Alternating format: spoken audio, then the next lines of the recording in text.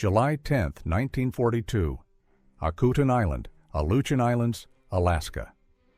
Chief Petty Officer William Thies is staring at something impossible. A Japanese Zero fighter, intact. Belly up in the marsh like some kind of metallic whale, but structurally whole. The same aircraft that American pilots call the most dangerous fighter in the world. The same aircraft that has shot down 12 American planes for every one Zero lost. The same aircraft that killed 47 American pilots in the past 6 months over the Aleutians alone. And it is sitting in this frozen swamp like a gift delivered by God Himself. Thies has been hunting wrecked Japanese aircraft since January. Every previous Zero was either a smoking crater or a pile of unrecognizable scrap metal. Japanese pilots would rather die than let Americans examine their aircraft. They crash at full speed. They set their planes on fire before bailing out. They destroy everything. But this one is different. This one is almost perfect. He radios Naval Station Dutch Harbor. His voice cracks when he tries to explain what he is looking at. The radio operator makes him repeat it 3 times. An intact Zero. Confirm intact. Thies confirms. Within 2 hours, Lieutenant Commander Eddie Sanders arrives with a full salvage team and an armed guard. Sanders walks a complete circle around the aircraft. He does not speak for 5 minutes. Then he says only 3 words. Get this out. But there is something else in the marsh. Something Sanders almost steps on. A body. Petty Officer First Class Tadayoshi Koga, 22 years old, 8 confirmed kills. One of the best pilots in his squadron. His neck is broken. His face is intact. He looks like he is sleeping. Sanders checks Koga's flight suit. There is a letter in the inside pocket. Taguchi, the Japanese-American translator, reads it aloud 3 days later. It is addressed to Koga's mother in Nagano Prefecture. Koga wrote it the morning of the mission. The letter is 2 pages long. Most of it is standard. I am well. I am fighting bravely. I think of you every day. But the last paragraph is different. Koga writes that his engine has been running rough for 3 weeks. It burns oil. It loses power at high altitude. He reported it to his maintenance crew. They told him nothing is wrong.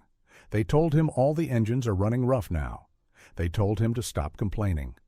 Koga writes that he is scared, not of American pilots, of his own aircraft. He does not trust it anymore. Sanders sends Koga's letter to Naval Intelligence along with his preliminary report. But he does not mention the letter in his official salvage documentation. He does not know why. It just feels wrong. A dead enemy pilot who was afraid of his own plane. What does that mean? The salvage operation takes 11 days. The Zero is disassembled piece by piece.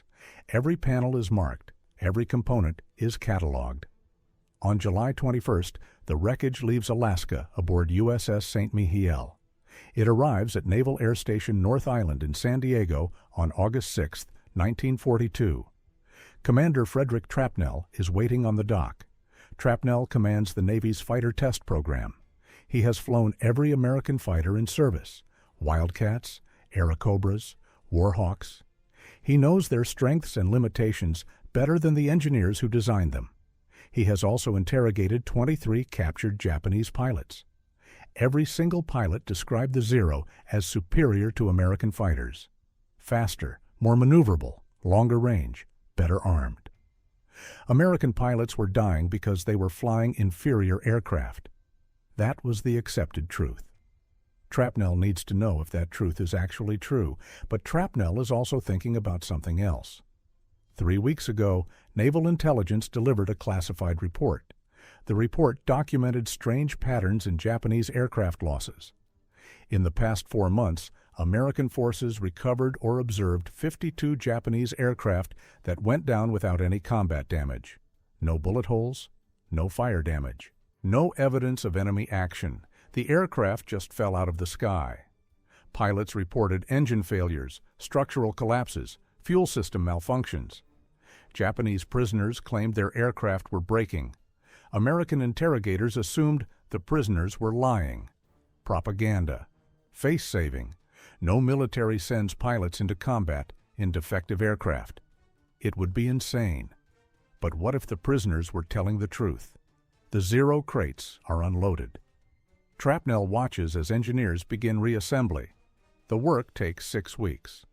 On September 20th, 1942, the Zero is ready for flight testing. Trapnell climbs into the cockpit. The aircraft handles exactly as described. Light on the controls. Responsive. The turn radius is tighter than any American fighter. The rate of climb is 800 feet per minute, better than a Wildcat. This aircraft is genuinely superior. But there is something wrong, something subtle. The control stick feels loose. Not dangerously loose, just imprecise. There is play in the system. Sloppiness. American fighters have direct, solid control feedback. This feels vague. Trapnell makes a hard left turn. The aircraft responds, but there is a tiny delay. A fraction of a second. Barely noticeable. But it is there. After landing, Trapnell briefs his engineering team. Lieutenant Robert Elder leads the structural analysis group. Elder worked at Boeing for 5 years before the war. He designed wing structures for the B-17 bomber. He understands metal fatigue and structural failure better than anyone in the Pacific Fleet. Trapnell tells him to find out why the controls feel wrong. Elder expects to find worn bearings or stretched cables. He finds something much worse. Elder starts his inspection at the wing root where the wing attaches to the fuselage. This is where structural loads are highest. This is where failures begin. He removes the access panels. The structure looks normal. Aluminum ribs, aluminum skin, standard construction. But when he runs his hand along the inside surface of the wing skin, he feels something that stops him cold. Rough patches. He shines a flashlight on the area. The aluminum is covered in small holes. Pitting, not impact damage, corrosion. But this aircraft is only 4 months old. American aircraft do not show this kind of corrosion until they have been in service for years. Elder calls over his assistant, Ensign Thomas Park. Park examines the corrosion under magnification. He takes a metal sample. The results come back from the lab 3 days later. The aluminum contains iron and copper impurities at levels far exceeding American specifications. These impurities make the metal weaker. They also make it corrode faster. Park runs the calculations. The aluminum in this Zero has roughly 15% less tensile strength than it should. Elder does more calculations. The Zero's wing was designed with a safety factor of 1.4. That means the structure can handle 40% more stress than it would ever see in combat.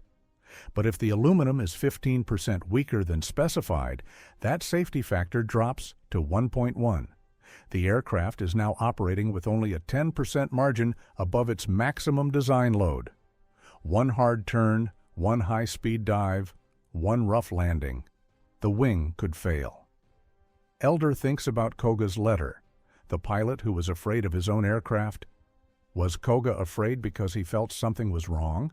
Did he notice the sluggish controls? Did he sense the structural weakness? Elder spends 2 more weeks examining every aluminum component in the Zero. The tail, the fuselage, the engine cowling. Every piece shows the same problem. Substandard aluminum, excessive corrosion, accelerated aging. This aircraft left the factory in March 1942 with adequate structural strength. By July 1942, it was a death trap. But Elder finds something even worse when he inspects the fuel system. The Zero uses rubberized fabric fuel tanks. These tanks are lighter than metal tanks and less likely to explode when hit by gunfire. But Elder notices that the rubber is cracking, not just surface cracks.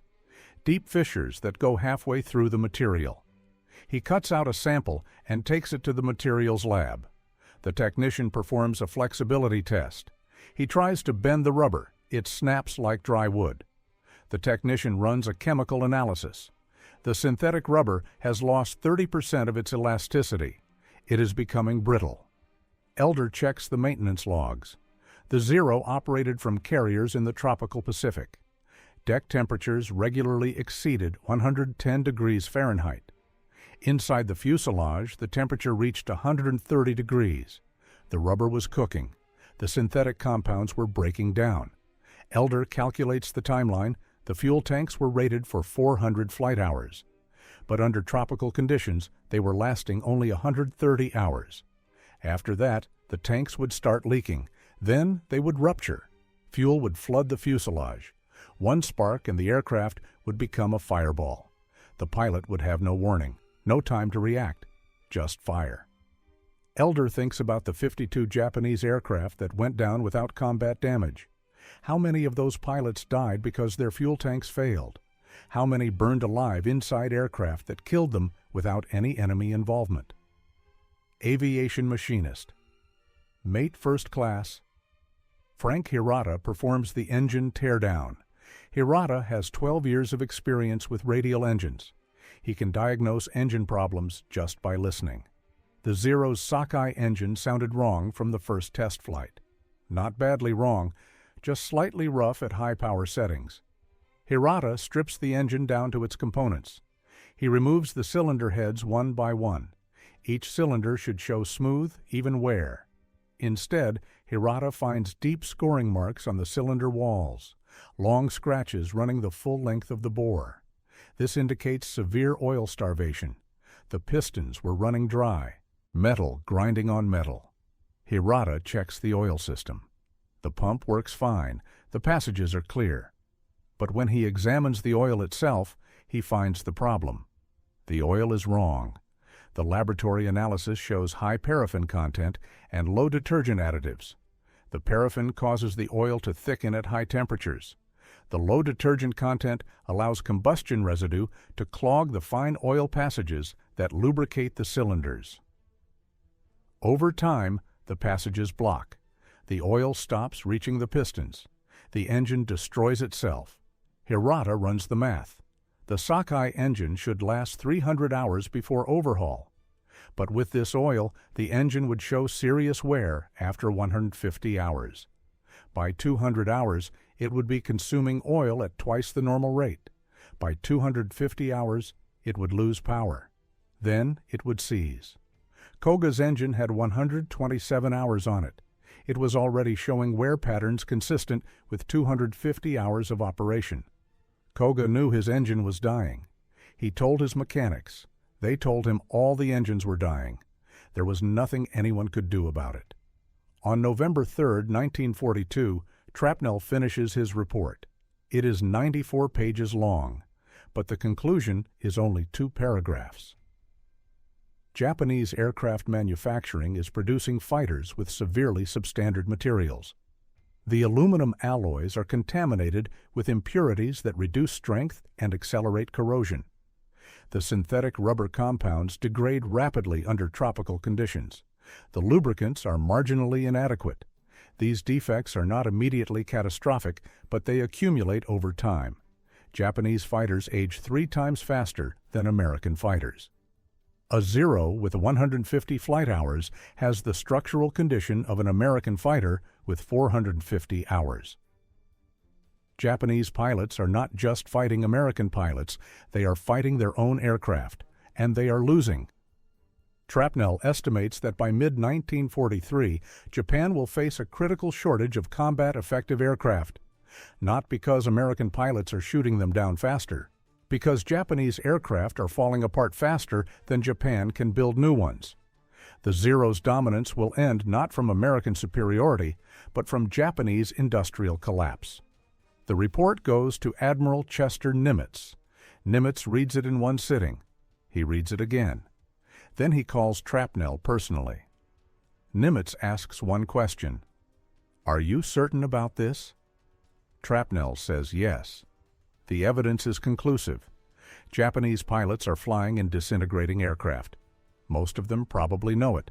They fly anyway because they have no choice. Nimitz issues new guidance to Pacific Fleet commanders.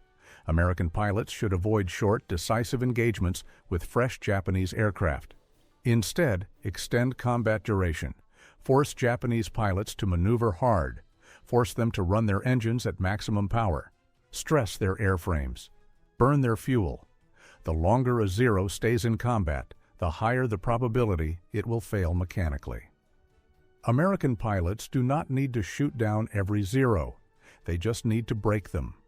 Nimitz also recommends targeting Japanese logistics infrastructure, sink tankers carrying oil, destroy supply ships carrying raw materials, bomb factories, cut resource supplies. Every shortage will force Japanese manufacturers to use lower quality materials. Every substitution will accelerate aircraft degradation. American submarines should prioritize tankers over warships. American bombers should target aluminum refineries over military bases. Strangling Japanese industry will kill more Japanese pilots than aerial combat ever could. But there is one more document in Trapnell's report. A single page. A translation of Koga's final letter. The letter that Sanders found in the dead pilot's pocket. Trapnell includes it not as intelligence data, but as evidence.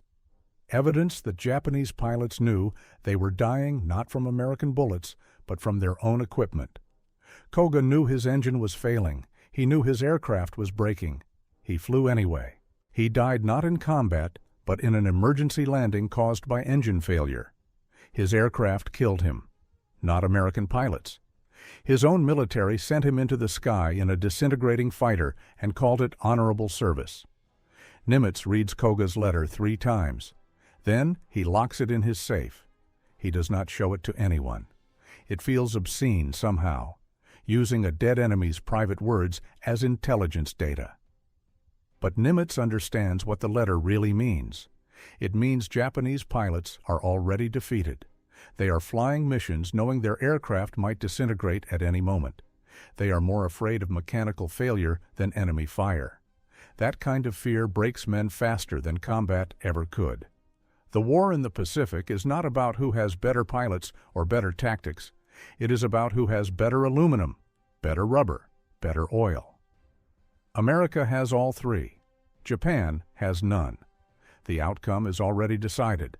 American forces just need to wait for Japanese aircraft to finish falling apart on their own. December 18, 1942.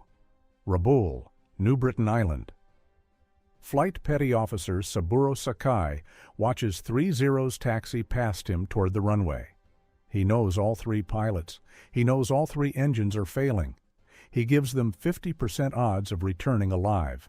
Not from American guns, from their own aircraft. One Zero's engine is missing on 2 cylinders. Another has an oil leak that mechanics packed with grease-soaked fabric because there are no gaskets left. The third has a fuel tank that was patched twice already. Sakai does not wave. The pilots do not look at him. Everyone knows the situation. Nobody talks about it. Talking about it would mean admitting it. Admitting it would mean acknowledging that Japan is sending them to die, not in honorable combat, but in defective machines. Sakai climbs into his own Zero, engine number 582. He has flown this aircraft for 9 weeks. He knows it is dying. The engine vibrates at idle. The oil pressure gauge reads 15 pounds per square inch below minimum acceptable levels. The tachometer needle bounces. Sakai reported these problems to his crew chief 6 weeks ago. The crew chief told him every engine has these problems now. Sakai reported them again 3 weeks ago. The crew chief told him to stop checking his instruments so carefully. Sakai reported them again last week. The crew chief told him that if he kept complaining, someone else would fly the aircraft. Someone less experienced. Someone who would die faster. Sakai advances the throttle. The Sakai engine coughs once, catches, runs rough for 5 seconds, then smooths out slightly. But the vibration never stops. Sakai can see the instrument panel shaking. He checks his gauges. Oil pressure, 41 pounds. Normal is 60. Oil temperature, 97 degrees Celsius. Normal is 85. The engine is running hot and oil-starved. Sakai knows what this means. The oil pump is failing. Metal bearings are running dry. The engine is grinding itself to death. He has maybe 30 flight hours left before catastrophic failure. Maybe less.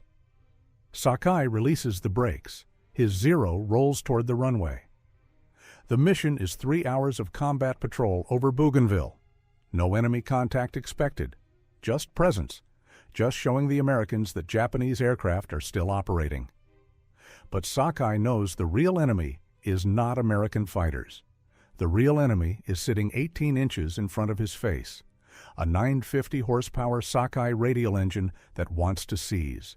Every flight is gambling. Will the engine last? Will the oil pump hold together? Will the cylinders keep compression? Sakai does not know. He cannot know. All he can do is fly and hope. 8,000 miles away in San Diego, Commander Frederick Trapnell is standing in front of 30 naval intelligence officers at Oro 600 hours. He has not slept in 40 hours. The circles under his eyes look like bruises. He places a map of the Pacific on the wall. The map is covered in red pins. 127 red pins. Each pin marks a location where American forces recovered or observed a Japanese aircraft that went down from mechanical failure. Not shot down, not destroyed by anti-aircraft fire, just failed. Engine quit, wing broke, fuel system ruptured. The aircraft killed its own pilot. Trapnell lets the room absorb the map.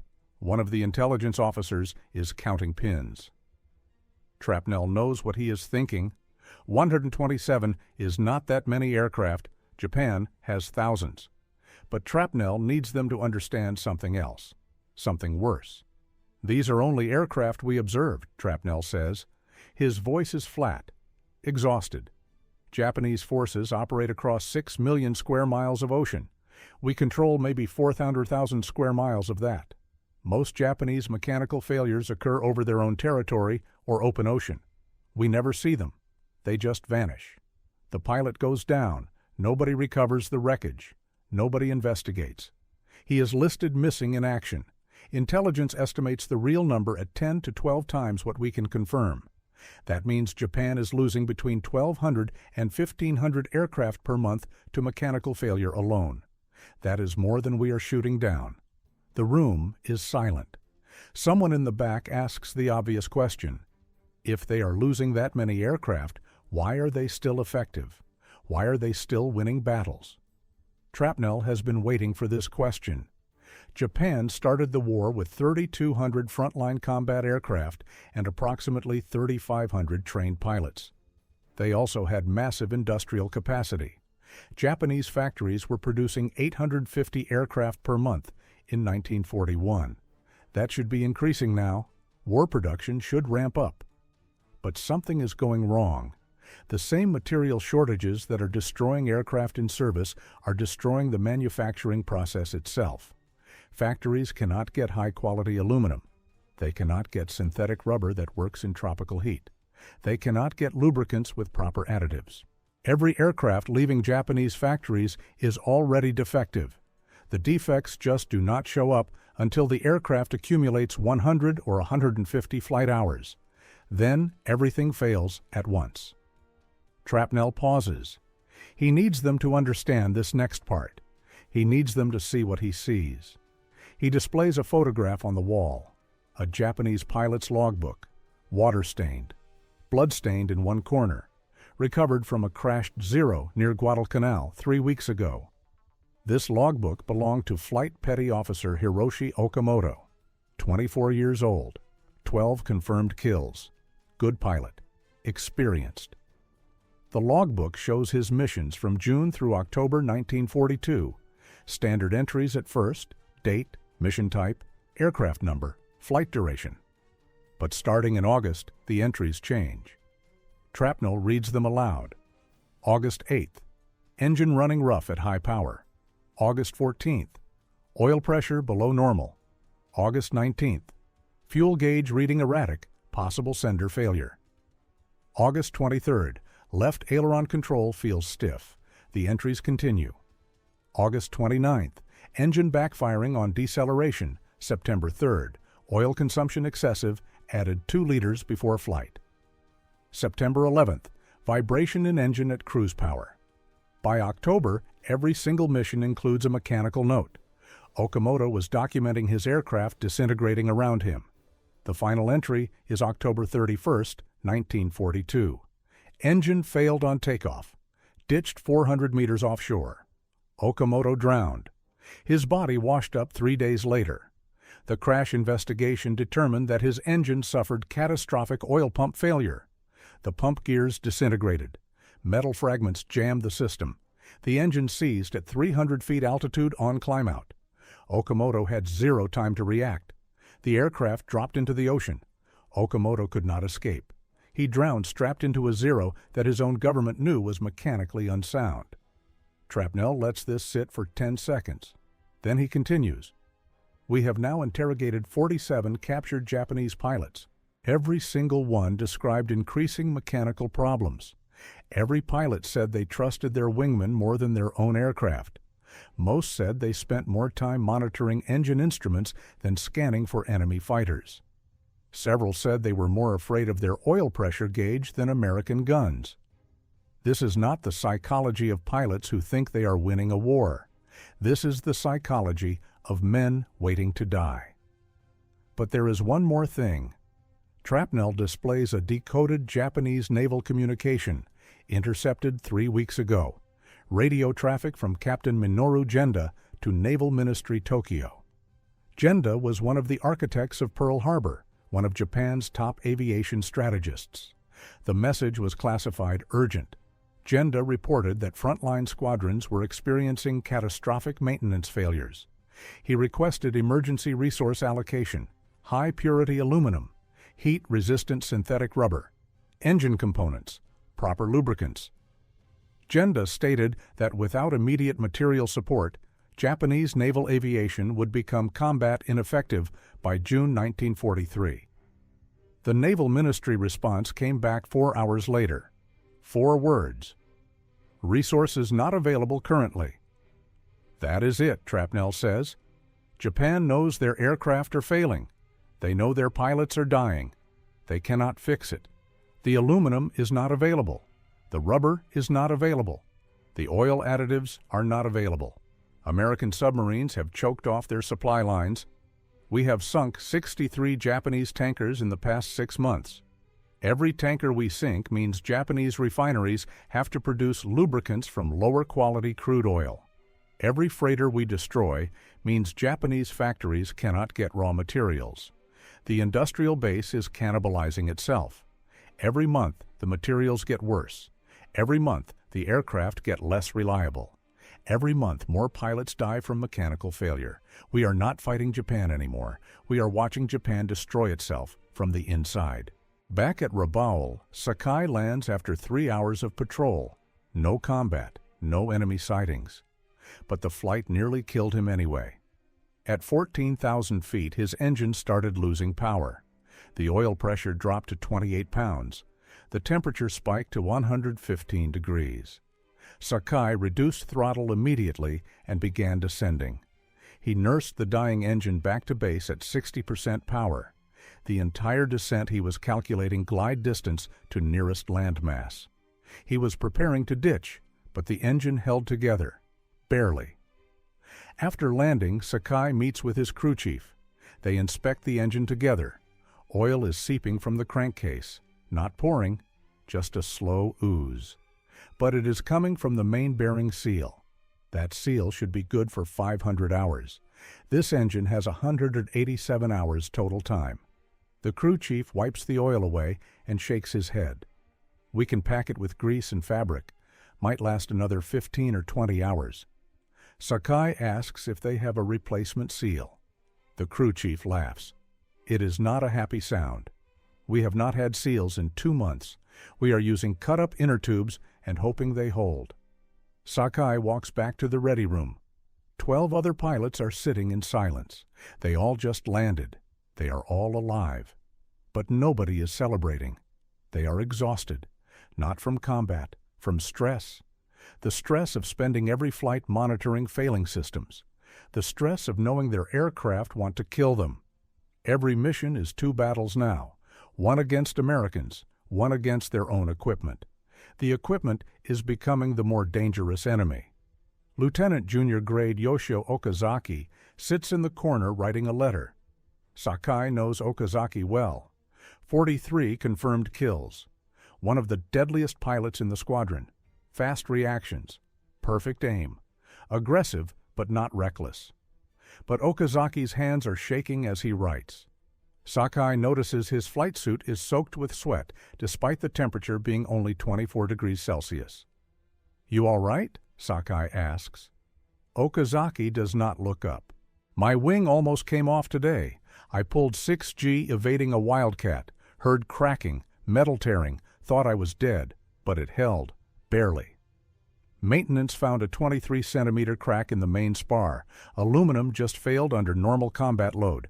Aircraft is grounded permanently. No spare spars exist. Okazaki finishes his letter. He seals it and hands it to Sakai. "Mail this if I do not come back." Sakai takes the letter. He does not need to ask what is in it. He has mailed 14 of these letters in the past 3 months. They all say the same thing. "Goodbye.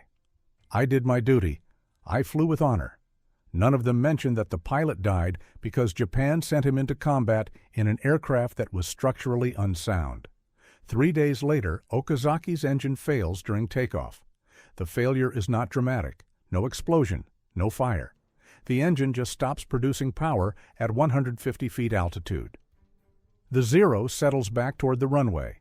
Okazaki tries to stretch the glide. The aircraft clips trees at the runway end and crashes into jungle. The impact is not violent. The Zero just mushes into the canopy and stops. But the fuel tank ruptures. Fuel floods the cockpit.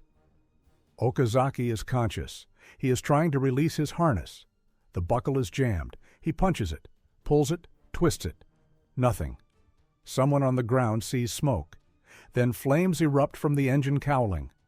Okazaki starts screaming, "Help me! I am stuck." Ground crews are running toward the crash. They are 50 meters away. The flames reach the cockpit. Okazaki's screams become inhuman, high-pitched. Animal sounds? The men running toward him can smell burning flesh. They are 30 meters away. The flames engulf Okazaki completely. His screams last 90 seconds. The men reach the aircraft. The fire is too intense. They can see Okazaki moving inside, burning alive. They cannot reach him. One man tries. The heat drives him back. His uniform starts smoking. Okazaki stops screaming. He stops moving. The fire burns for another 40 minutes before ground crews can extinguish it with foam. They find Okazaki's body still strapped in the seat. The harness release is melted shut. Post-crash investigation determines the buckle was manufactured with substandard steel that deformed under normal use. Sakai mails Okazaki's letter. His hands shake the entire time. Okazaki had 43 kills. Okazaki was one of the best pilots in the Navy. If Okazaki could not survive this, who can? Sakai walks back to the flight line. He stares at his own Zero. Engine 582, the oil leak, the vibrating cylinders, the failing oil pump, the cracked wing spar waiting to propagate. Sakai realizes he is already dead. He just has not crashed yet. Every pilot on this base is already dead. They are flying corpses waiting for their aircraft to finish killing them. And there is nothing anyone can do about it because refusing to fly is worse than dying. Honor demands they fly. Duty demands they fly. The Emperor demands they fly. So they fly, and they burn, and they drown, and they smash into jungle when engines quit, and Japan calls them heroes. Trapnell receives translated intercepts describing Okazaki's death 4 weeks later. He adds the name to his list. The list now contains 83 confirmed names. 83 identified Japanese pilots killed by mechanical failure in the past 5 months. Not combat, mechanical failure. Trapnell knows the real number is at least 10 times higher. These are just cases where American intelligence recovered detailed information. Most failures occur over open ocean. The pilot goes down, the aircraft sinks. Nobody investigates. The pilot is listed missing. His family receives a letter saying he died gloriously in combat. They never learn he died screaming in a burning cockpit because his harness buckle was made from defective steel. Trapnell builds a statistical model. 3 variables: manufacturing output, mechanical failure rate, pilot loss rate. The model predicts total systemic collapse of Japanese naval aviation between June and August 1943. At that point, mechanical failures will exceed replacement capacity. Squadrons will have aircraft, but the aircraft will not fly. Pilots will exist, but they will spend more time managing emergencies than fighting. Sortie rates will plummet. Japan will still appear to have an air force, but that air force will be combat ineffective because the machines will not stay airborne long enough to matter. Trapnell briefs Admiral Nimitz. Nimitz asks one question: can we accelerate the collapse? Trapnell says yes. Target logistics more aggressively. Every tanker we sink means worse lubricants. Every freighter we destroy means scarcer materials. Every resource shortage forces Japanese factories to substitute inferior components. The degradation feeds itself. Bad materials cause failures. Failures cause cannibalization. Cannibalization reduces available aircraft. Reduced aircraft increases stress on remaining aircraft. Increased stress causes more failures. The cycle accelerates until systemic collapse. Nimitz issues new priority targets to Pacific Fleet Submarine Force. Merchants and tankers now have equal priority with warships. Every Japanese cargo vessel is a strategic target. Sink the logistics. Starve the factories. Let Japanese industry destroy itself while American pilots survive long enough to watch it happen. Back at Rabaul, Sakai prepares for another mission. His Zero has been patched again. The oil leak is temporarily sealed with fabric and grease. The engine runs rough, but it runs. Sakai has flown engine 582 for 10 weeks now. He knows every rattle, every vibration, every abnormal sound. The engine is dying. Sakai is keeping it alive through skill and constant monitoring. But luck runs out. Sakai knows how this ends. He will die in this aircraft. Not from American bullets, from oil pump failure, or cylinder seizure, or fuel tank rupture, or wing spar cracking. The only question is when. Today? Tomorrow? Next week? Sakai cannot know. All he can do is pre-flight his dying aircraft, start his failing engine, and hope both hold together long enough to bring him home one more time. Sakai releases the brakes. The engine shakes. The oil pressure reads 39 pounds. The temperature reads 101 degrees. Sakai takes off anyway. He has no choice. 18 pilots and 14 aircraft. If Sakai refuses to fly, someone else flies twice. Someone less experienced. Someone who will die faster. So Sakai flies because refusing means someone else dies in his place. This is the trap. This is how Japan has destroyed its own air force. Not through combat losses. Through industrial collapse that created a death spiral nobody can escape. Japanese pilots now fight two wars. One against American fighters they might survive. One against their own aircraft they cannot survive. And the aircraft are winning. The aircraft are killing more Japanese pilots than Americans ever could. But Japan keeps sending them up anyway because surrender is unthinkable and defeat is impossible to acknowledge. So pilots climb into defective aircraft and fly until the engines quit, or the wings break, or the fuel tanks explode. And Japan calls this honor. This is not honor. This is industrial murder. And it is happening to every Japanese pilot in every squadron across the Pacific. They all know. They all understand. They cannot stop it. They can only fly and wait for their turn to burn. May 7th, 1943.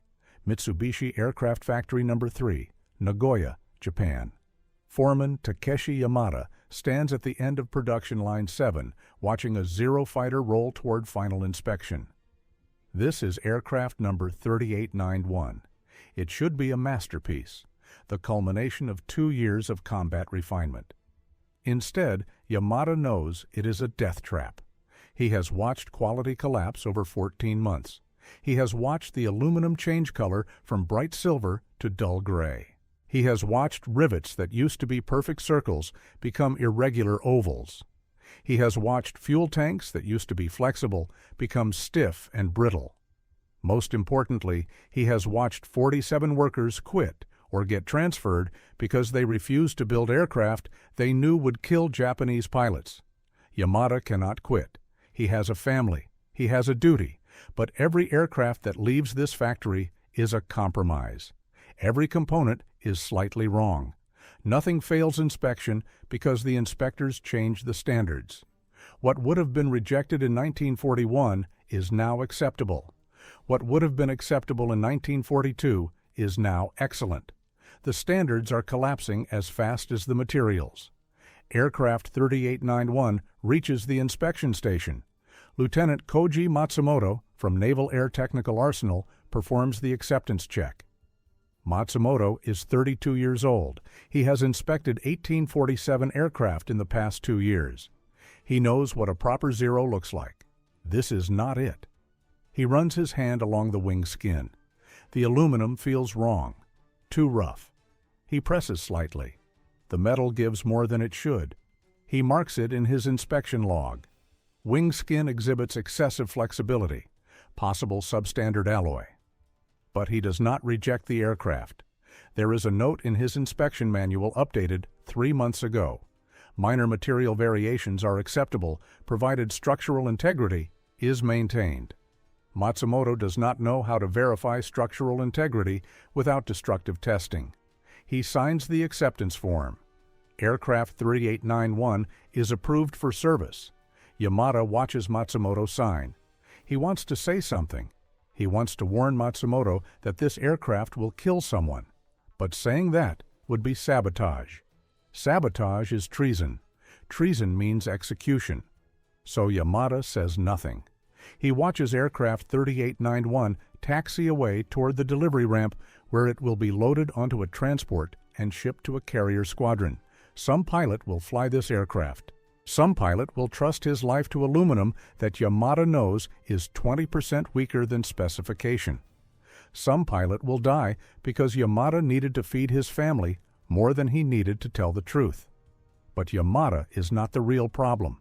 The real problem is 800 kilometers south in the East China Sea. USS Harder, an American Gado-class submarine, is tracking a Japanese convoy. The convoy consists of 3 cargo ships and 1 escort destroyer. The cargo ships are carrying 8,400 tons of bauxite ore from Malaya to Japan. That bauxite will become aluminum. That aluminum will become aircraft. Harder's captain, Commander Sam Dealey, does not know what the cargo ships are carrying. He just knows they are valid targets. At 0340 hours, Harder fires 6 torpedoes. 4 hit. 2 cargo ships sink immediately. The 3rd cargo ship, Taiho Maru, takes a torpedo in the engine room and begins settling. The crew abandons ship. Taiho Maru sinks in 14 minutes. 2,800 tons of bauxite ore goes to the bottom in 200 meters of water. That bauxite would have produced enough aluminum for 47 Zero fighters. Those 47 fighters will never be built. But more importantly, the loss forces Japanese aluminum refineries to use lower-grade ore from domestic mines. That domestic ore contains more iron and copper impurities. Those impurities make the aluminum weaker and more prone to corrosion. The 47 fighters that do get built instead of the ones using Malayan bauxite will be structurally inferior. Pilots will die not because American submarines sank their aircraft, but because American submarines sank the raw materials that would have made their aircraft safe. Dealey does not know this. He surfaces Harder after the attack, recharges batteries, and continues patrol. He sinks 2 more cargo ships over the next week. One was carrying crude oil. One was carrying synthetic rubber. The oil would have become lubricants. The rubber would have become fuel tanks. More aircraft die before they are even built. More pilots die before they ever take off. Back at Mitsubishi, Yamada receives a memo from procurement. Effective immediately, aluminum stock will be supplemented with reclaimed material from damaged aircraft. Reclaimed material means aluminum that was removed from crashed or combat-damaged Zeros, melted down, and recast. That aluminum has already been stressed by flight loads. It has already been weakened by heat cycling. It has already been contaminated by corrosion. Using it to build new aircraft is insane. But Japan has no choice. The bauxite is not arriving. The refineries cannot produce enough primary aluminum. Reclaimed material is the only option. Yamada watches the first batch of reclaimed aluminum arrive. The ingots are mottled gray and brown. They should be uniform silver. He takes a sample to the metallurgy lab. The lab technician runs a hardness test. The aluminum is 30% softer than virgin material. The technician runs a tensile test. The aluminum fails at 18,000 pounds per square inch. Virgin aluminum fails at 28,000. This reclaimed aluminum is garbage, but it is approved for use. The technical bulletin says reclaimed material is suitable for non-critical applications. Yamada does not know what a non-critical application is on a fighter aircraft. Everything is critical. The wings hold the aircraft up. The fuselage holds the pilot. The control surfaces keep the aircraft stable. There is no such thing as non-critical. But the bulletin says use it, so Yamada uses it. Aircraft 3934 is the first Zero built partially from reclaimed aluminum. The wing ribs are virgin material. The wing skin is 40% reclaimed. Yamada watches the assembly. The rivets do not set properly. The reclaimed aluminum is too soft. The rivets deform the metal instead of clamping it. Yamada reports this to engineering. Engineering responds with a new rivet specification. Use larger rivets with thicker shanks. Yamada follows the specification. The aircraft is completed. It passes inspection. It is delivered to the Navy. 3 weeks later, aircraft 3934 is assigned to the carrier Zuikaku. The pilot is Flight Petty Officer Isamu Miyazaki. 26 years old, 19 confirmed kills. Experienced and skilled. Miyazaki pre-flights aircraft 3934. Everything looks acceptable. The controls move freely. The engine starts normally. The fuel tanks are full. Miyazaki has no way to know the wing skin is made from reclaimed aluminum. He has no way to know the material is structurally compromised. He takes off for a combat patrol over the Solomon Islands. At 11,000 feet, Miyazaki engages 2 American F-4F Wildcats. He executes a hard left turn to get on a Wildcat's tail. The turn load is 5.8 G, well within the Zero's design limits. But the reclaimed aluminum in the wing skin cannot handle it. The metal tears. A 60-centimeter crack opens along the rivet line. The wing skin peels away from the ribs. Miyazaki feels the aircraft shudder. He rolls wings level immediately. The crack stops propagating. But the wing is permanently damaged. Miyazaki cannot turn hard anymore. He cannot maneuver. Any aggressive movement will tear the wing apart. He breaks off the engagement and heads back to Zuikaku. Miyazaki lands safely. Maintenance crews inspect the wing. They find the crack. They also find something worse. The aluminum around the crack is soft. A mechanic can dent it with his thumbnail. This should not be possible. Aircraft aluminum is harder than that. The maintenance chief sends a sample to Zuikaku's metallurgist. The metallurgist performs a chemical analysis. The aluminum contains recycled material. The recycled content is approximately 40%. The metallurgist writes a report.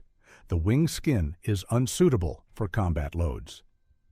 Recommend replacement, but there are no replacement wings.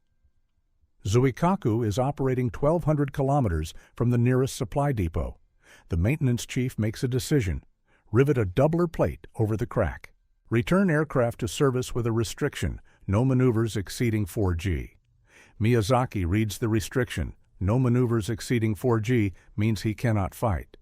A 4G turn is barely enough to evade. It is not enough to attack. But refusing to fly means someone else flies instead. Miyazaki accepts the aircraft. He flies 3 more missions with the G restriction.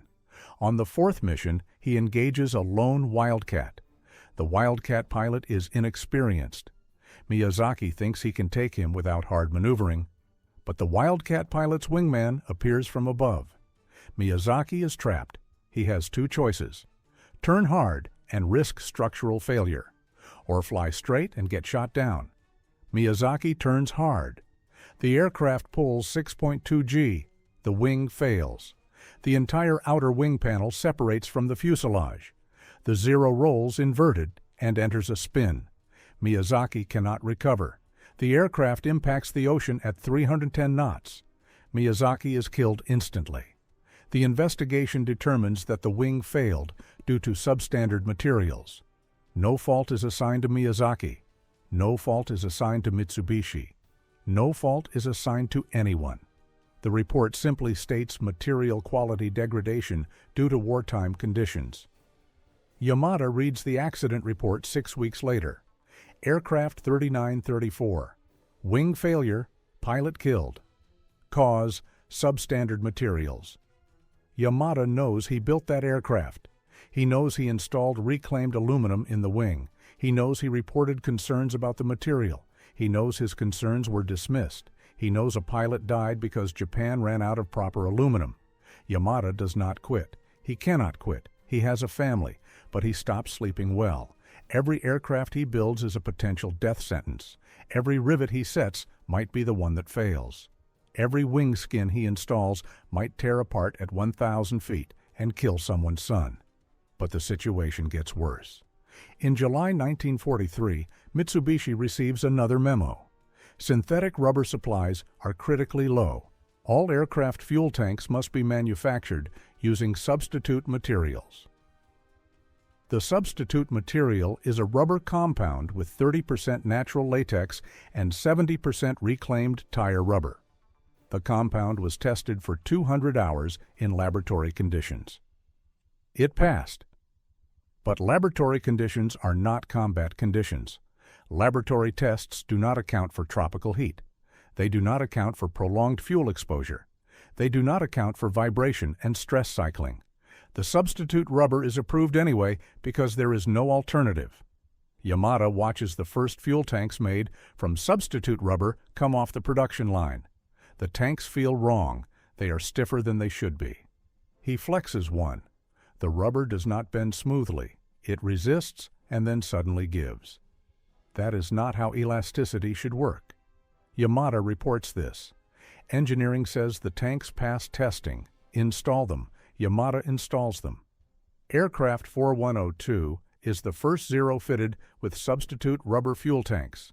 The aircraft is completed in August 1943. It is assigned to the carrier Junyo. The pilot is Flight Petty Officer Hiroshi Nishizawa, one of Japan's top aces. 47 confirmed kills. Nishizawa is called the Devil by American pilots who survive encounters with him. He is fast, aggressive, and deadly. He pre-flights aircraft 4102. Everything looks normal. He takes off for a fighter sweep over New Guinea. After 90 minutes of flight, Nishizawa notices his fuel gauge dropping faster than it should. He is burning fuel at 110 liters per hour. Normal consumption is 95 liters. He checks for leaks. Sees nothing. The leak is internal. The substitute rubber fuel tank has developed microscopic cracks from vibration. Fuel is seeping into the fuselage structure, not pouring, just seeping. But over 90 minutes, 14 liters have leaked. That is 14 liters that will not get Nishizawa home. Nishizawa does the math. He has 47 liters remaining. He needs 62 liters to reach Junyo. He is 15 liters short. He radios his predicament. Junyo responds. Ditch near friendly territory if possible. Nishizawa finds a small island and attempts a water landing. The Zero touches down smoothly, but the tail digs in. The aircraft flips. Nishizawa is knocked unconscious. He drowns strapped in his cockpit, 400 meters from shore. Local villagers recover his body 2 days later. The investigation determines that fuel starvation caused the ditching. The fuel tank leaked due to material failure. Nishizawa, one of Japan's deadliest pilots, dies not from combat, but from a defective rubber fuel tank made from recycled tires. Yamada reads that report too. Aircraft 4102. Fuel starvation, pilot drowned. Cause, fuel tank material failure. Yamada built that aircraft. Yamada installed that fuel tank. Yamada knew the rubber felt wrong. Yamada said nothing because saying something would change nothing. The rubber was approved. The specifications said, use it. Yamada used it. Now Nishizawa is dead. 47 victories, killed by a fuel tank made from old tires. By October 1943, Japanese aircraft production is in collapse, not production numbers. Japan is still building 800 aircraft per month, but quality has fallen so far that operational readiness rates are plummeting. Squadrons receive new aircraft and half are grounded within 2 weeks for repairs. Engines fail at twice the expected rate. Wings crack under normal loads. Fuel tanks leak. Instrument panels short-circuit. Landing gear collapse on touchdown. Everything is failing because everything is made from substitute materials that were never meant to be used in combat aircraft. Commander Trapnell receives intelligence reports from Pacific Fleet Headquarters. Japanese aircraft losses from mechanical failure now exceed combat losses by a factor of 2 to 1. In September 1943, American pilots shot down 284 Japanese aircraft. Mechanical failures accounted for 612. Japan is losing twice as many aircraft to industrial collapse as to combat. The tipping point Trapnell predicted has arrived. Japanese naval aviation is combat ineffective, not because American fighters are superior, but because Japanese aircraft are disintegrating faster than they can be replaced. But there is something else in the intelligence reports, something that disturbs Trapnell more than the numbers. Interrogation transcripts from captured Japanese factory workers. One worker describes being ordered to install cracked engine mounts because no replacements were available. Another describes using inferior steel rivets because proper rivets were unavailable. A third describes fuel tanks that failed quality testing being approved anyway because the production quota had to be met. These workers knew they were building defective aircraft. They knew pilots would die. They built them anyway because refusing meant imprisonment or execution. Japan has turned aircraft manufacturing into a system that forces workers to kill their own pilots. Trapnell writes his final assessment. Japan has lost the industrial war, not the shooting war, the industrial war. American submarines have strangled Japanese logistics so effectively that Japan cannot manufacture reliable aircraft anymore. Every cargo ship sunk means worse materials. Every tanker destroyed means inferior lubricants. Every supply shortage forces more compromises. The compromises accumulate until nothing works. Japanese pilots are now flying aircraft held together by desperation and lies. Aluminum that should never have left the refinery. Rubber that should never have touched an aircraft. Steel that should never have been called steel. Every component is substandard. Every system is compromised. The Zero was once the most feared fighter in the Pacific. Now it is a flying coffin held together by wishful thinking and bureaucratic denial. Back at Mitsubishi, Yamada stands at the end of production line 7. Aircraft 4683 rolls toward final inspection. This is November 1943. Yamada has been building Zeros for 28 months. He built aircraft that won battles. He built aircraft that dominated the Pacific. Now he builds aircraft that kill their own pilots. The aluminum is gray instead of silver. The rivets are irregular. The fuel tanks are stiff. The engine mounts are reused from crashed aircraft. Everything is wrong, but everything passes inspection because the standards have collapsed. What was unacceptable 18 months ago is now normal. What was marginal is now excellent. The entire system has degraded so far that failure is the baseline. Aircraft 4683 passes inspection. It is loaded onto a transport. It will be shipped to a squadron. Some pilot will fly it. Some pilot will trust his life to materials that Yamada knows are garbage. Some pilot will die. Yamada does not know who. He does not know when. He only knows it will happen. It happens every day now. Pilots die from mechanical failures that should never occur. Wings fold, engines seize, fuel tanks rupture. Aircraft that should be safe become death traps because Japan ran out of proper materials and decided that inferior materials were better than no materials. Yamada watches aircraft 4683 taxi away. He wonders how long the pilot will survive. 3 missions? 5? 10? The aircraft might last 50 flight hours if the pilot is lucky, or it might fail on the first hard maneuver. There is no way to predict because there is no quality control anymore. Every aircraft is a lottery. Every flight is Russian roulette with a gun that has more bullets than empty chambers. Some pilots will survive. Most will not. And the ones who die will never know the truth. They will never know their own country killed them. They will never know their deaths were not from American bullets, but from Japanese industrial collapse. They will die believing they served honorably. They will die not knowing they were betrayed by every rivet, every weld, every component in their aircraft. Yamada goes home that night. He does not tell his wife what he does at work. He does not tell her he builds aircraft that kill people. He just eats dinner in silence and goes to bed. But he does not sleep.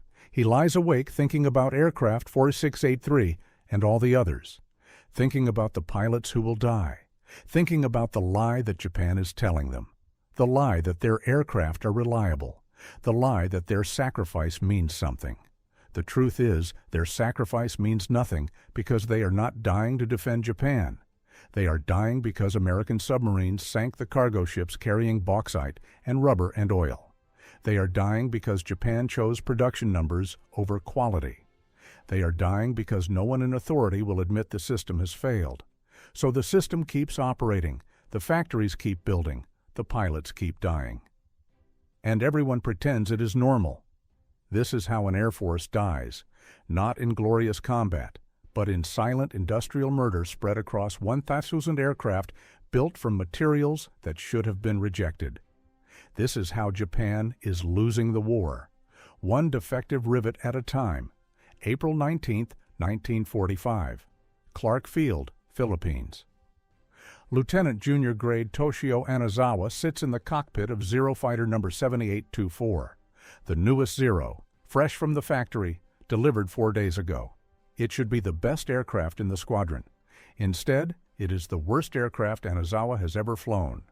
The control stick moves, but the aircraft does not respond precisely. The engine runs rough at all power settings. The fuel gauge reads differently every time he looks at it. The landing gear took 3 attempts to retract on his last flight. This aircraft is 11 days old, and it already feels like it has 500 flight hours on it. Anazawa knows why. Everyone knows why. Japan has run out of everything except the will to keep fighting. That will is about to kill him. Anazawa is 23 years old. He has 19 confirmed victories. He is one of 7 surviving pilots from his original training class of 34. The other 27 are dead. 16 were shot down by American fighters. 11 died from mechanical failures. Engines quit, wings broke, fuel tanks exploded. Anazawa survived not because he is better than them, but because he has been lucky. Luck runs out. Anazawa knows his luck is running out. He can feel it every time he starts this engine, every time the aircraft shudders, every time a gauge reading makes no sense. This Zero wants to kill him. Not might kill him, wants to kill him. The aircraft is actively trying to murder its pilot, and Anazawa cannot do anything except fly it until it succeeds. Today's mission is special. Not a combat patrol, not a fighter sweep. This is a kamikaze escort mission. Anazawa will escort 8 kamikaze Zeros to the American Carrier Task Force, 90 kilometers east of Luzon. The kamikaze pilots will crash their aircraft into American ships. Anazawa will protect them from American fighters until they reach the target. Then Anazawa will return to base. If his aircraft holds together, if his engine does not quit, if his wings do not fold, if his fuel does not run out from a leaking tank he cannot see. If everything works perfectly, Anazawa might survive today. But everything has not worked perfectly in 18 months. Why would it start now? The kamikaze pilots taxi past Anazawa toward the runway. He knows 3 of them. Ensign Takeshi Kosuge, 20 years old, 0 flight hours when he arrived at Clark Field 2 weeks ago. The Navy trained him for 40 hours, taught him to take off and fly straight, did not teach him to land because he will not need to land. Kosuge's Zero is painted with cherry blossom symbols. Traditional, beautiful, meaningless. That zero is held together with salvaged parts and desperation. Kosuge does not know his engine is running on oil so contaminated it looks like mud. He does not know his wing spars have microscopic cracks. He does not know his aircraft might disintegrate before he reaches any American ship. Kosuge thinks he is going to die gloriously crashing into an enemy carrier. He is actually going to die inglorious when his engine seizes at 4,000 feet, and his Zero tumbles into the ocean and sinks in 30 seconds, and nobody will ever know his name or his sacrifice because there will be no wreckage to recover and no witnesses to report what happened. Kosuge will just vanish. Like 6,000 other kamikaze pilots have vanished, lost not to American guns but to mechanical failure, erased from history because their aircraft were garbage. Anazawa releases his brakes. His Zero rolls toward the runway behind the kamikaze formation. The engine is vibrating harder than yesterday. The oil pressure is reading 43 pounds. Normal is 65. The engine is dying. Anazawa knows he will not survive many more missions in this aircraft. Maybe this is his last flight. Maybe the engine quits on the way to the target. Maybe the wing folds on the way back. Maybe the fuel runs out because a tank is leaking somewhere in the internal structure where Anazawa cannot see it. Maybe, probably, almost certainly. Anazawa takes off anyway because refusing to fly means execution, and execution is worse than dying in combat, and dying in combat is worse than dying from mechanical failure, but only slightly. 8,000 miles away, Commander Frederick Trapnell sits in his office at Naval Air Station North Island, reading the final intelligence summary. The date is April 20th, 1945. The report is 600 pages long. It represents 3 years of analysis. 3 years of examining captured Japanese aircraft. 3 years of interrogating prisoners. 3 years of tracking mechanical failure rates. The conclusion is 4 paragraphs. Japanese naval aviation no longer exists as an effective fighting force, not because American pilots shot it down, because it fell apart on its own. Between January and March 1945, Japanese aircraft losses from mechanical failure exceeded combat losses by a factor of 4 to 1. For every Japanese aircraft shot down by American fighters, 4 more crashed from structural failure, engine failure, or fuel system failure. Japan is losing 2,400 aircraft per month to mechanical problems. American pilots are shooting down 600. Japan is defeating itself 4 times faster than America can defeat Japan. But there is something else in the report that disturbs Trapnell more than the statistics. Recent interrogations of captured Japanese pilots reveal that many kamikaze volunteers did not volunteer. They were ordered to volunteer. Refusing meant court-martial and execution.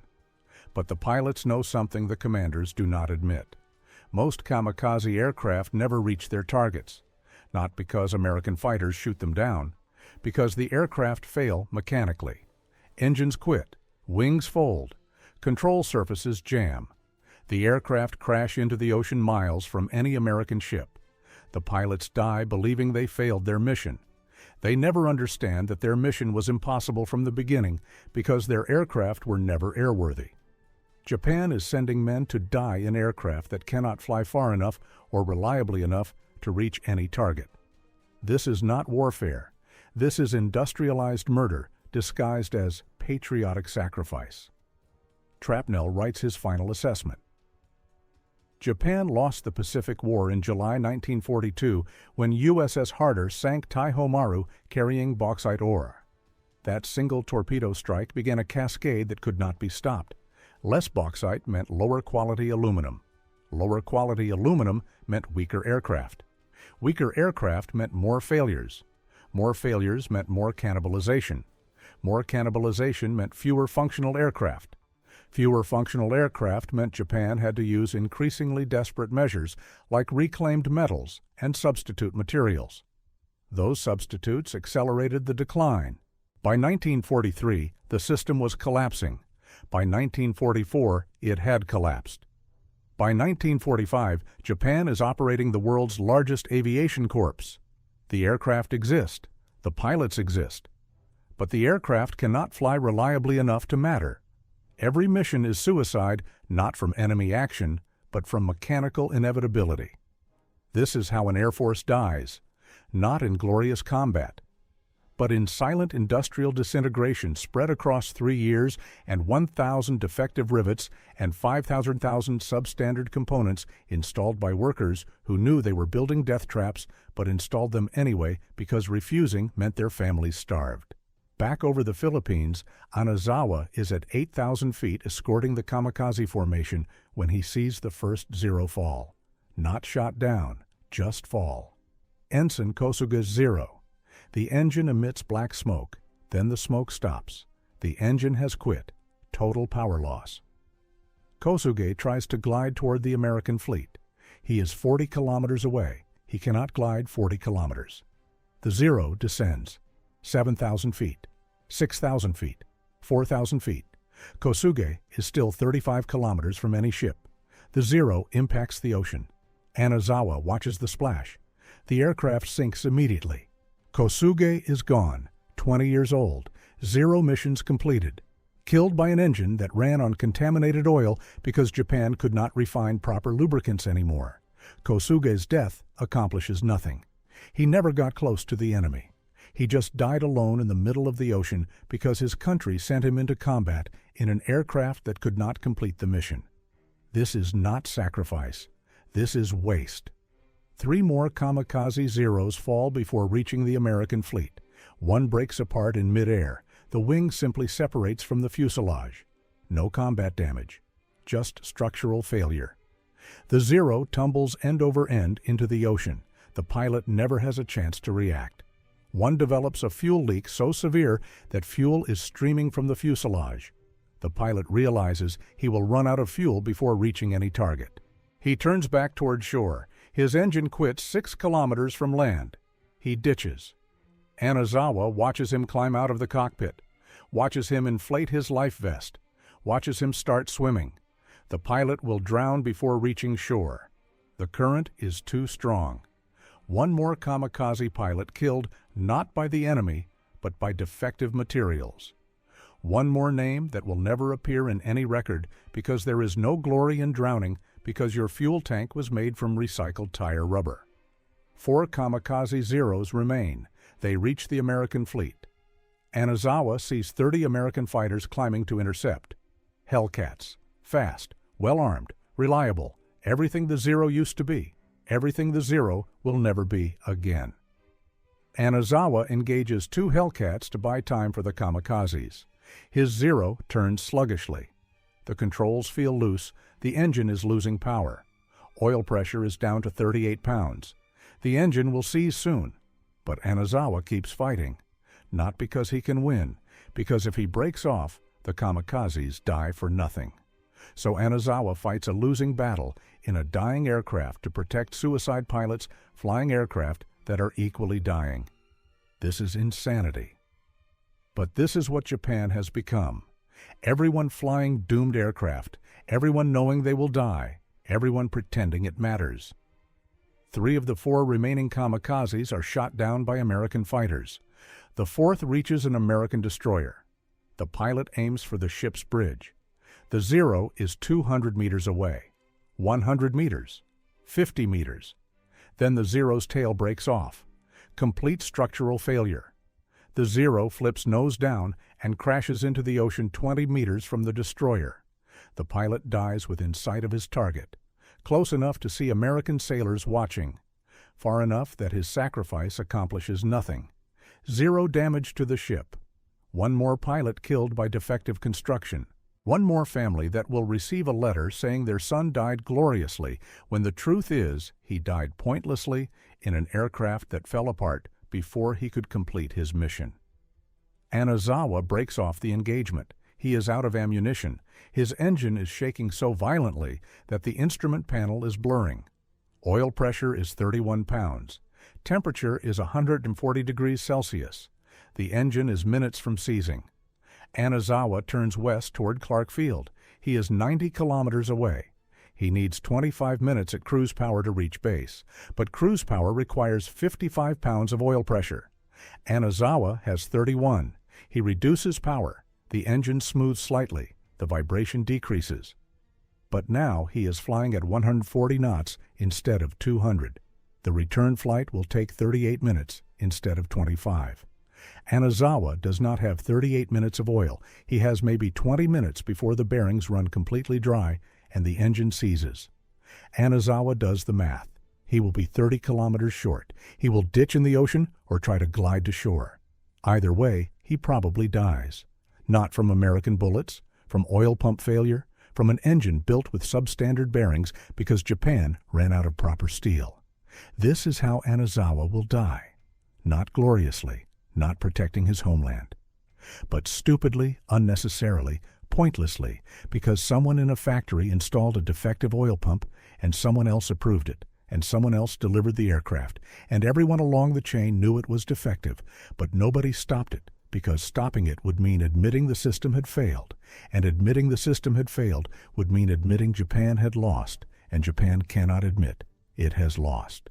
So everyone pretends the aircraft are fine, and the pilots keep dying, and the war continues, and nothing changes, except more names get added to lists of the dead, and more families receive letters about glorious sacrifice that was actually just industrial incompetence disguised as patriotism. At 40 kilometers from Clark Field, Anazawa's engine seizes. No warning, no gradual power loss, just instant total stoppage. The propeller freezes. The engine is now 950 pounds of dead weight. The Zero glides. Anazawa has altitude 6,000 feet. That gives him maybe 15 kilometers of glide range. He is 40 kilometers from base. The math does not work. Anazawa will ditch in the jungle or the ocean. Jungle means probable survival followed by starvation because there are no rescue teams. Ocean means certain death within hours. Anazawa chooses jungle. He aims for a small clearing. The Zero is descending fast. 4,000 feet, 3,000 feet, 2,000 feet. Anazawa sees the clearing. Too small. He will overshoot. He tries to extend the glide. The Zero stalls. Anazawa recovers but loses 400 feet of altitude. He will not reach the clearing. He will crash into trees. Anazawa braces for impact. The Zero hits treetops at 90 knots. The wings tear off immediately. The fuselage tumbles through branches. Anazawa is thrown around inside the cockpit. His head hits metal. Blood fills his vision. The fuselage hits the ground and stops. Anazawa is conscious. Barely. His left arm is broken. His ribs are broken. He is bleeding from somewhere he cannot identify. But he is alive. He survived. Not because he is skilled, because he is lucky. The Zero killed 8 kamikaze pilots today. It tried to kill Anazawa. It failed, but only barely. Anazawa unbuckles his harness, climbs out of the wreckage, looks at what remains of Zero number 7824. Wings gone, tail gone, engine torn from its mounts. The aircraft is scrap. Anazawa is standing next to 11 days of factory work reduced to garbage. He thinks about the workers who built this Zero. Did they know it would fail? Did they care? Did they install defective components because they had no choice? Anazawa will never know. He only knows that this aircraft tried to kill him and nearly succeeded, and someone somewhere built it this way and called it acceptable. Anazawa walks east. He has no radio, no supplies, no chance of rescue. He will walk until he finds friendly troops or dies trying. He walks for 3 hours. Then he hears voices, Japanese voices. He stumbles into a small camp. 8 soldiers. They give him water, bandage his wounds, tell him the nearest base is 60 kilometers away. Anazawa asks about transportation. The soldiers laugh. There is no transportation, no vehicles, no fuel, no supplies. The logistics network has collapsed. Anazawa will walk 60 kilometers with broken ribs and a broken arm, or he will stay here and starve. Those are his options.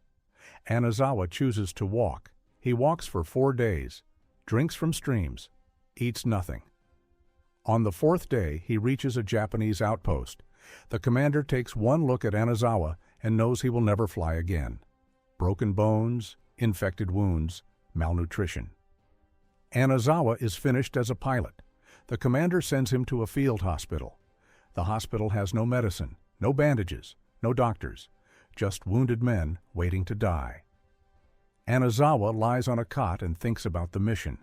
8 kamikazes launched, 8 kamikazes lost, 4 from mechanical failure, 3 shot down, 1 fell apart within sight of the target, 0 hits on American ships, 0 casualties inflicted, 8 pilots dead for nothing. This is the state of Japanese aviation in April 1945. Total commitment, total sacrifice, 0 effectiveness. 3 weeks later, Anazawa is evacuated to Tokyo. The city is destroyed. Firebombing has killed 100,000 civilians. The factories are gone. The infrastructure is gone. The war is lost. Everyone knows it. Nobody will say it. Anazawa is assigned to headquarters staff because he cannot fly anymore. He processes casualty reports. He reads names. He writes letters to families. Your son died gloriously. Your son served with honor. Your son made the ultimate sacrifice. The letters are lies. Anazawa knows they are lies. Most of the pilots listed as killed in action were killed by mechanical failure. Most died without ever seeing an American aircraft. Most died alone in the ocean when their engines quit, or their wings broke, or their fuel ran out. They died not from enemy action, but from industrial collapse. But the letters cannot say that. The families cannot know that. So Anazawa writes lies. Glorious death, honorable sacrifice, eternal glory. None of it true. All of it necessary to maintain the fiction that Japan is still fighting a war it has any chance of winning.